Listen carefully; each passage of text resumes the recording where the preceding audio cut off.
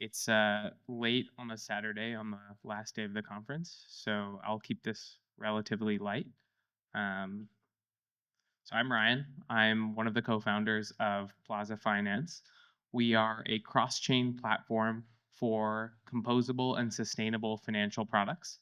Things like bonds backed by ETH, BTC, Sol, Atom, TIA that pay a coupon in USDC, something we think makes them more attractive for retail investors and institutional investors, as well as products like liquidation-free leverage on those same assets. Uh, Today, we're going to talk about the state of play in the Cosmos ecosystem, why we're here, which is maybe down bad a little bit, how we fix Cosmos and DeFi. I'm going to talk a little bit about kind of our platform itself, what we're doing with programmable derivatives, and where DeFi can go from here. I don't need to tell anyone in the room this, but Cosmos has limited liquidity. I don't mean that disparagingly. I think it's a point of opportunity for us as an ecosystem. The sad thing about this graph is that no Cosmos chain actually appears in the top. I think this is 15 chains in terms of TVL. I think transaction volume is probably a better metric, and Osmosis does okay on that front, something like 30th overall. But it's very clear for the amount of time that Cosmos as an ecosystem has existed, it has a relatively limited amount of liquidity relative to some ecosystems that came to be quite a bit later than Cosmos. I think the bull case for this is if you own Cosmos tokens, you could view it as we are still very early and there's a lot of room for them to go up if we can attract that liquidity. The bear case is we've been around trying to do this and trying to figure this out for quite a while, and no one's kind of cracked the nut here. So why does Cosmos have limited liquidity? The way to get users to any ecosystem is one of two ways. You can net onboard new crypto users, meaning go directly to people who have never seen crypto before, convince them that this is an exciting thing that they should put their money on, and onboard them to your ecosystem. The other ramp is to go to other chains that already have crypto users and convince them that there's stuff to do in your ecosystem that's more attractive in some way or more exciting. If our goal is to onboard kind of net new users, I feel like that boat for Cosmos has already kind of set sail. Solana was really good at onboarding net new crypto users, and part of how they did that was by aligning with celebrities. So Solana has Iggy Azalea shilling the fact that you should buy a meme coin on Solana, whereas Cosmos has folks like Ethan Buckman who talk about debt repayment cycles. One has millions of Instagram followers. The other has an interesting hairstyle and a research background. Which do you think is going to attract more regular people to use the product? So we shouldn't compete on that front. We don't have the resources to go out and hire a bunch of celebrities to go shill Cosmos chains. So what can we do? I think our focus should be to leverage Cosmos as a tech stack. We've made great advancements, IBC, fast finality through Comet BFT consensus. We should lean into that, but focus on our interoperability with other ecosystems that have done a better job of onboarding net new users. Those are Ethereum and Solana. If we keep trying to kind of push Cosmos as a brand in itself, as a place for users to park liquidity, I think that's a recipe for failure because one, you're not going to attract the net new users, and two, like folks on Ethereum and Solana won't find it attractive. If you create experiences that are native to folks who exist on Ethereum and Solana, you can onboard that liquidity in those users by delivering better products that leverage Cosmos technology.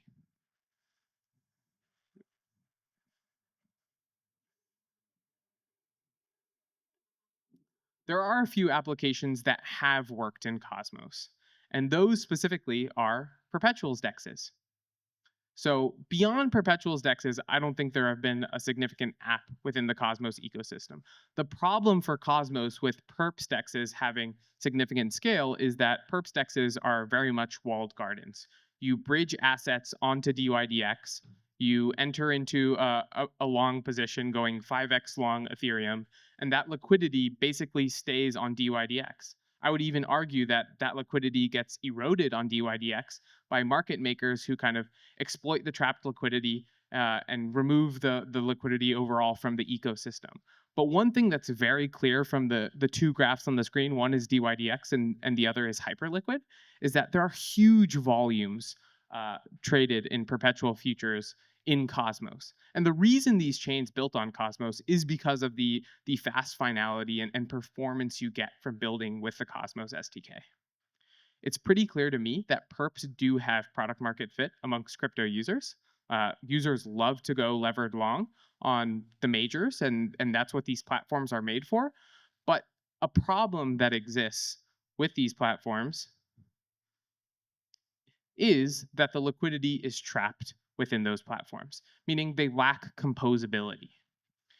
Our platform, we aim to increase the composability of derivatives like perpetual futures and more sustainable products through issuing liquid tokens that represent that position.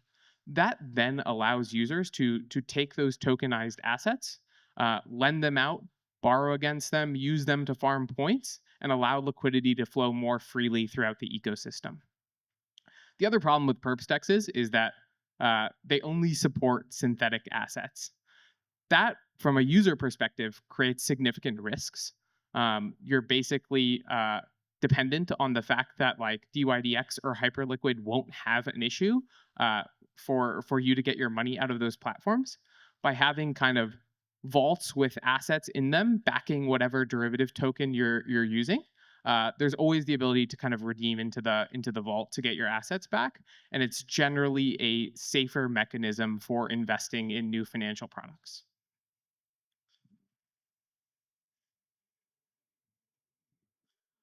One of the other reasons why Cosmos has failed to kind of scale liquidity is the lack of institutional involvement.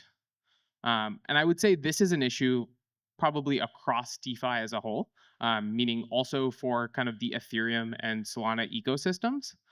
When the products we're selling are meme coins and 30x levered perps products, those are just uninvestable for long dominant traditional financial institutions who are quite curious in coming on chain.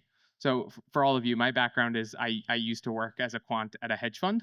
So I like to think I know a little bit or two about how TradFi institutions think. But if you're giving them the option of going 30x long or short, they'll do that in an ARB way, and that's kind of helpful for ecosystem liquidity. But how you scale liquidity long term is developing products that they can invest in long term, products that they can park their money in for a 5 or 10 year horizon and earn differentiated returns. The other problem with having highly volatile assets like meme coins and 30x levered products as the only products that are really actively traded within an ecosystem is that in order to scale liquidity, you find that DeFi platforms lean very hard into market makers who are ultimately just farming retail flows. This creates a bad experience for real humans who are kind of trying to use DeFi because they're chasing some dream of a financial future that's better, and really just favors these kind of pseudo institutions. The solution we propose is programmable derivatives, so tokenized structures on top of vaults. You could think of it as user deposits some asset like Ethereum. We can split the total return of that asset into any number of structures. So to start, we're launching with a bond backed by Ethereum that pays coupon in USDC and liquidation free leverage on that same asset. And we issue liquid tokens for those derivatives. So users can go and take them and deposit them in a vault on Sommelier, trade them on Uniswap, or hold them offline in a cold storage wallet, and really give users the power to do more with their assets than they currently can on a perps exchange. We also think these assets are more sustainable because they're asset-backed vaults that users can always redeem back for instead of purely synthetic products that exist only in the context of an individual perp dex. So, what is Plaza? Plaza is a hub for these programmable derivatives. We're launching with those two products that I mentioned before, but ultimately we want to open it up to be permissionless such that any user can create any structure on any tokenized asset and make it composable and also sustainable. Our goal as a company is to introduce better financial products so that large scale institutions and humans can benefit from participating in DeFi. Quite core to this is interoperability with other ecosystems. So we love Cosmos. We built on the Cosmos SDK. But I think what you'll find, based on kind of the points I kind of made earlier in the talk, is that we are not going to brand ourselves as a Cosmos chain. We're going to brand ourselves as a DeFi platform that leverages great Cosmos tech, but we're built for people who actually want to use our products, whether they come from Ethereum or Solana or somewhere else. We're also always happy to support native Cosmos users, and IBC makes that very easy and convenient.